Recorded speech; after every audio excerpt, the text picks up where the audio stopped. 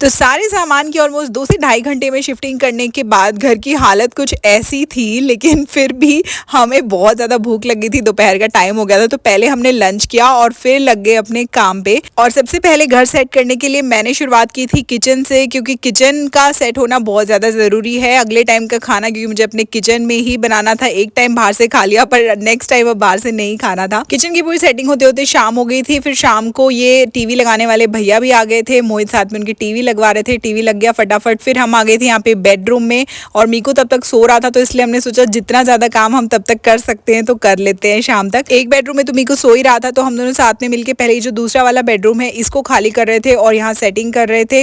मोहित अपने बाजुओं का दम दिखाते हुए पहले इन्होंने ये बेड सेट कर दिया था। यहाँ पे हमें सिंगल बेड ही लगाना था। मोहित ने बेड सेट कर दिया था, तो मैंने बेडशीट वगैरह लगा के और बेड पूरा सेट कर दिया। अब आ गए थे हम लोग हॉल में। मीकू भी तब तक उठ गया था, तो फिर थोड़ी देर बैठ के रेस्ट किया। हमने दूध और बिस्किट खाया पिया, तीनों ने मिलके एक एक कप दूध पिया। अब लास्ट में बारी थी हॉल थोड़ा सा साफ सफाई करने की। तो पहले तो यहाँ पे कर्टन्स लगा दिए थे, टेबल भी यहाँ सेट कर दी थी। ये हमने छोटी सी अपनी डाइनिंग टेबल का सेटअप बनाया है।